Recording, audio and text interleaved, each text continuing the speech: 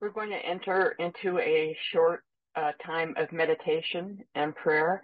I invite you to think of people who you have loved in your life, um, and what they brought to you, what their love meant.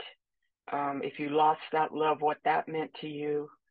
Um, we're embarking on a series of worships that will that love will be the theme of in some form or another.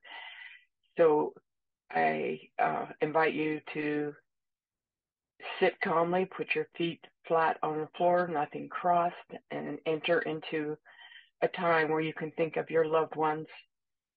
Will be about 2 minutes.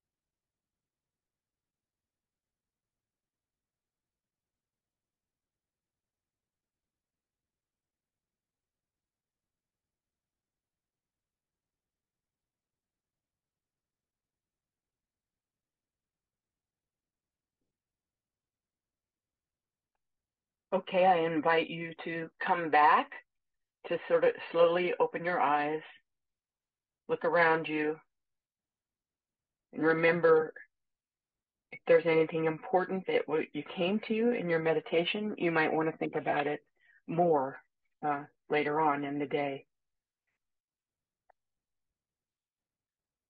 Our reading for this morning is a poem written by our Reverend Lora Young.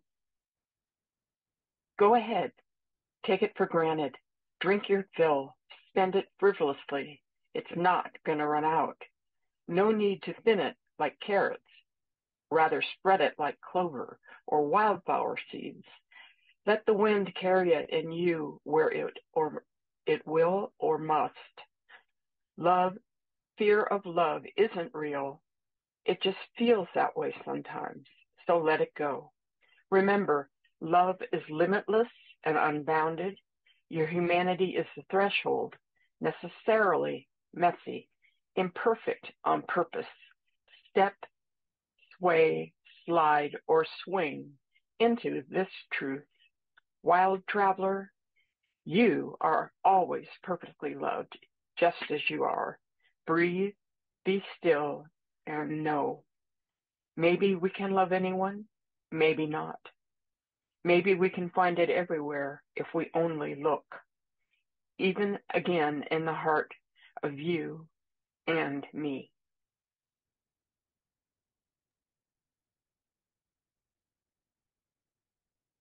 Thank you, Luci.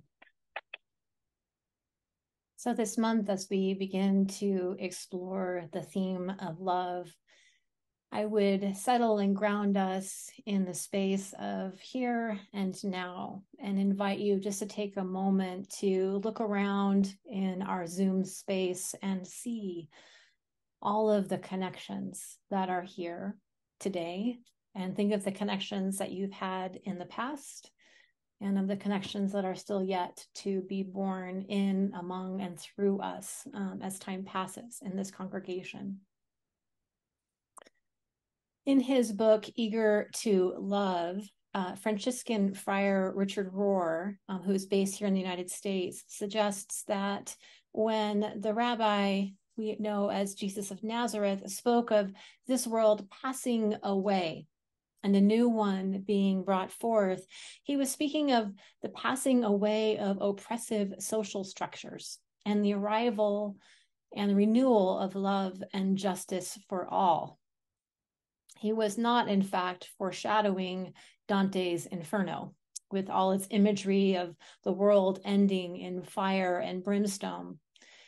Instead, the rabbi was trying to get his followers to understand that love was the means by which we would transform the world for the better. And that if we study and practice and live by the ways of love, the old ways of doing things would fade away and new ways would emerge.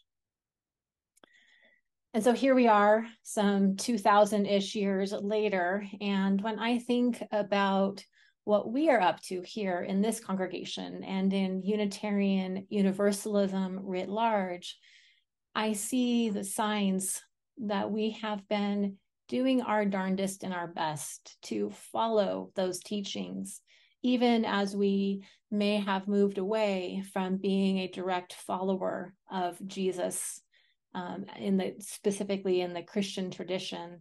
What I see in our tradition is a rooting down of those practices and those commitments to love, to learn those pathways of love. And this gives me a sense of hope that we can and we will be able to face the challenges that are in our way. I think it's safe to say that we entered 2024 with perhaps a bit of trepidation, knowing that the work of climate disruption is very much upon us, that we are in a time of concern about the democratic process and the backsliding of democracy, both here in the United States and in the world. And these things, along with the daily personal struggles that we are encountering, can leave us feeling a little bit anxious. And so what I'd like to offer this morning is a sense of how might we ground ourselves and stay grounded as we encounter the challenges that are before us with a heart that is open to love and to building a beloved community with one another. It's not easy to do this work. We all know that. We know that being vulnerable is a risk, and that being vulnerable means that sometimes, maybe more often than we would like to admit, that we're going to experience some sense of heartbreak along the way. And so the task of living with a heart that is vulnerable to being broken open again and again takes courage. And our cultural narratives are not always super helpful in finding and building that courage. It seems to me that rather our cultural narrative is quite good at communicating to us that we ought to just get over it quickly, and that if we can't, well, there are countless ways to numb, to distract, and otherwise bury the pain, discomfort, and disappointment that we inevitably feel as we live longer and through life. I know this journey personally, as I'm sure most of you, if not 100% of you, also know this journey.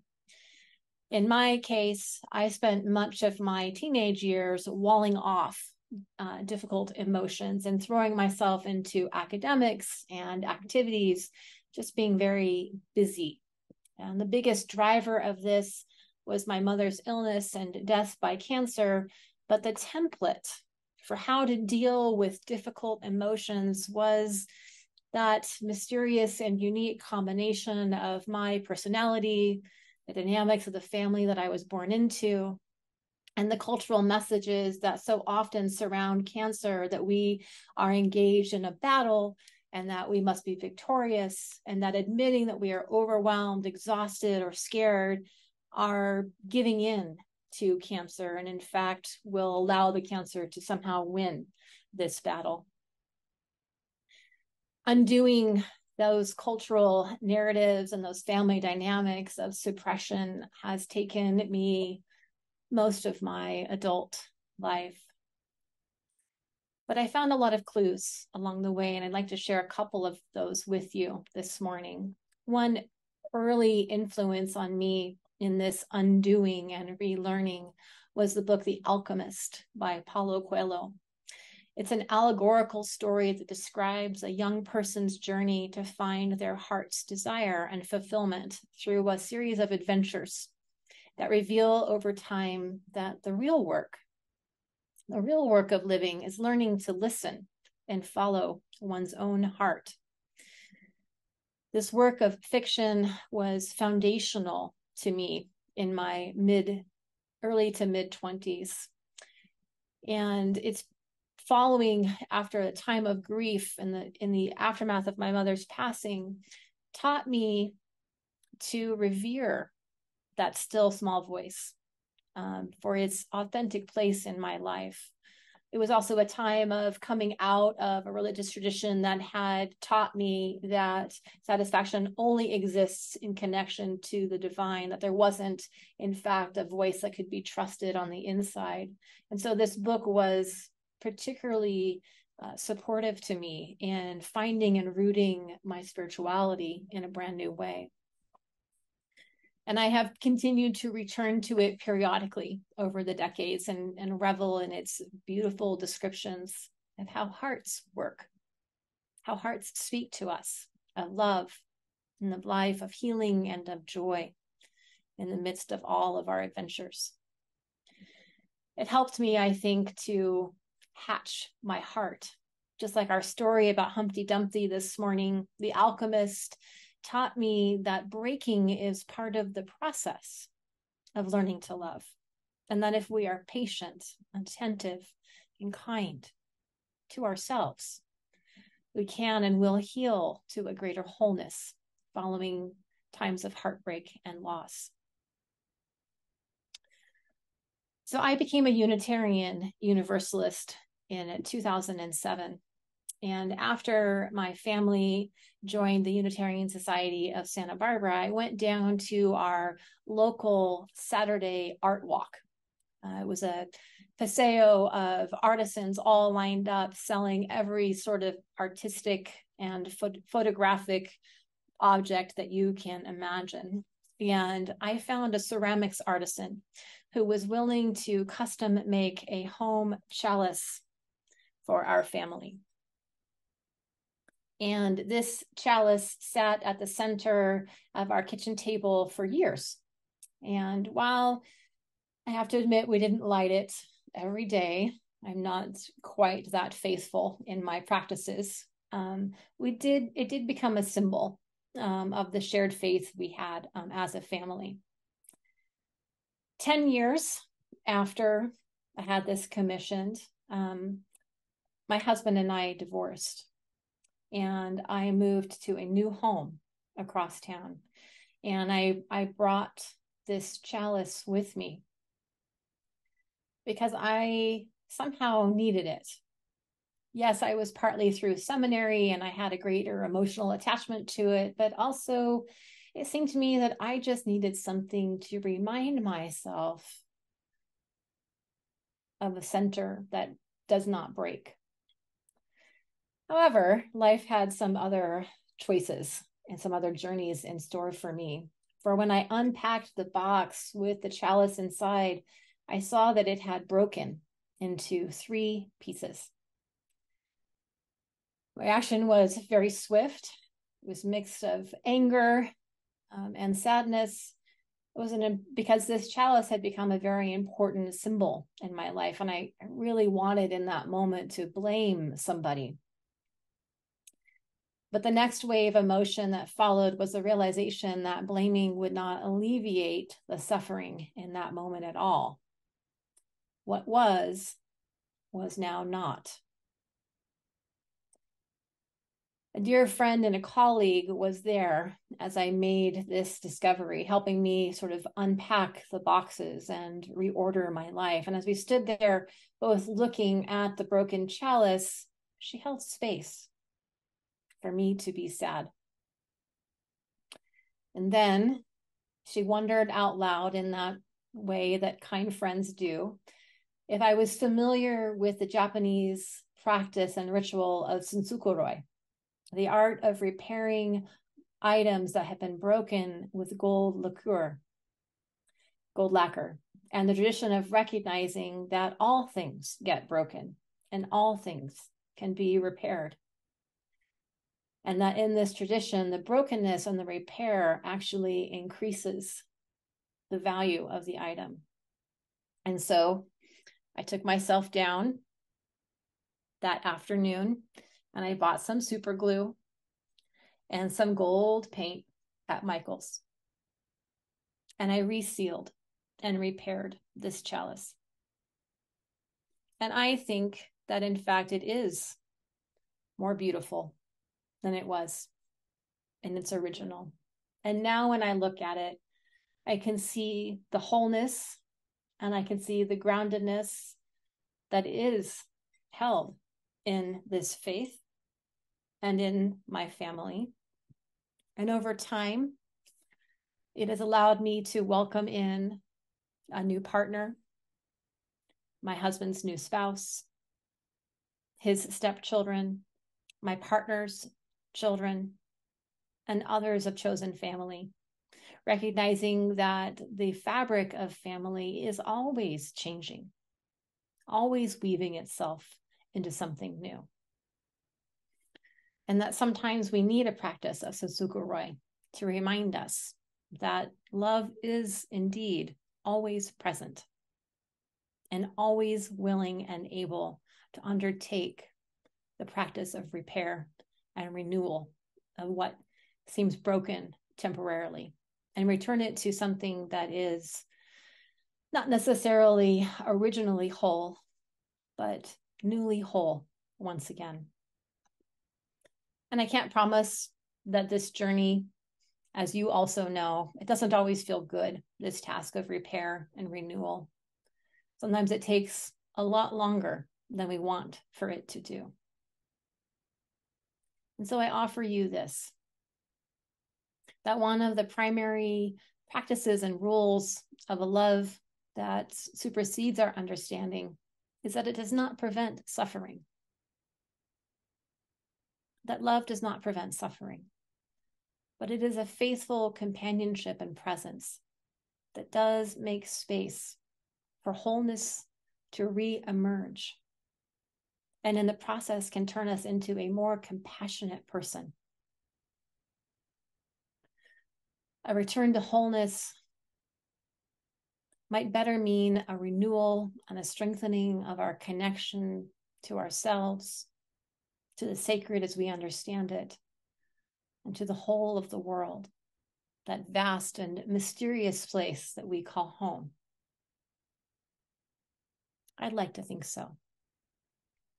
I think that this community is a place where these things can also happen, that we are carefully designing and creating and holding space for one another so that these processes can more often than not be completed in healthy and life-affirming ways.